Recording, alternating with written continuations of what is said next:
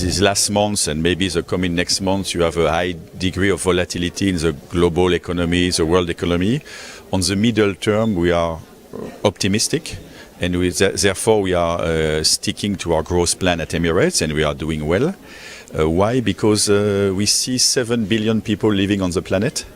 We see the geographical location of Dubai between Asia, Europe, Africa, between south and north and south, east and west, and we see an increase need for mobility for people, business travelers, tourists, goods. That's why we are optimistic, and we have a very strong orders backlog in front of us. We are growing. We are opening this year 6 new routes. We are increasing the frequencies we have on 40 other routes. We see Dubai developing, having a lot of potential for the mid-class market from the east, from the west. That's why we are optimistic, and we will continue the growth story at Emirates, despite the volatility in these months. So when you say you're the 6th largest airlines in the world, what you are hoping to achieve?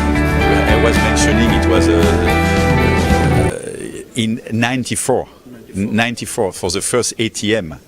Emirates was the 6th largest airline only in Middle East, and today we are the largest airline in Middle East and the largest international in the world, number 1 in the world in international passenger kilometers.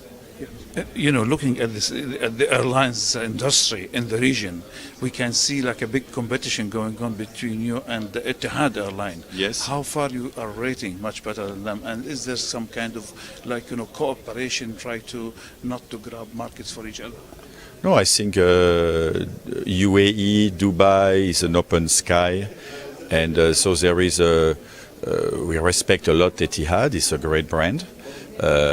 We are a little older than them. We are a little bigger than them, and we differentiate maybe through the fleet. For instance, we have 75 380s today. We have the largest operator of the 777 worldwide. So we have bigger capacity, and we are based in Dubai. They are based in Abu Dhabi. Otherwise, nothing to say. We like competition. Thank you so much. Thank you. طبعا مو بس مركزين على الاكسبو نفسه، مركزين على ما بعد 2020.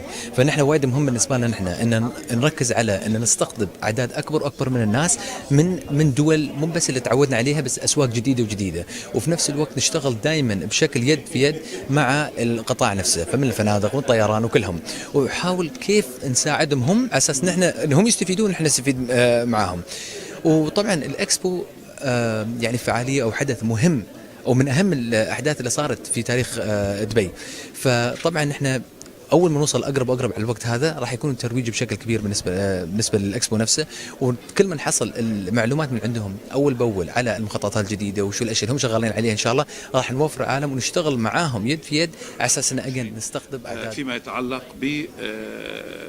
بفرص غرف استقبال استيعاب ان شاء الله نحن طبعا الاستراتيجيه اللي حاطينها لدبي ان نوصل 20 مليون سائح بحلول عام 2020، وهذا بعد ما طلعنا نحن على ايامها ارقام 2012 كنا واصلين 10 مليون، فبغينا نضاعف الشيء هذا ونوصل 20 مليون، وفي نفس الوقت اشتغلنا مع القطاع نفسه على اساس نزيد عدد الغرف، على اساس على ايامها كانوا حوالي 80,000 حتى نوصل مثلا ما يتراوح بين ال 140,000 و 150,000 غرفه، على اساس ان نقدر نحن نجذب الاعداد هاي ونكون مثلا مؤهلين نفسه على ان يعني ننمو في هالقطاع هذا بشكل اكبر، وفي نفس الوقت نشتغل مع القطاع نفسه. لو تشوف هيئه الطرق والمواصلات، تشوف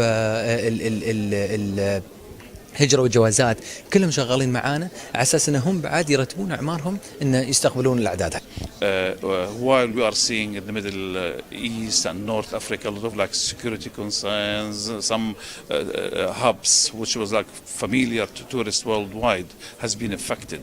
How this would affect the way, you know, companies, travel agents, airlines, hotel groups looking at this in the way they are dealing the business with? Now, for the Arabian travel market, as you know, it's a 4-day B2B show. So the way we prepare ourselves, the way, as I was mentioning, we have over 150 different countries which will be represented at the Arabian Travel Market. As far as visitors, we have 86 countries coming, being represented at the ATM.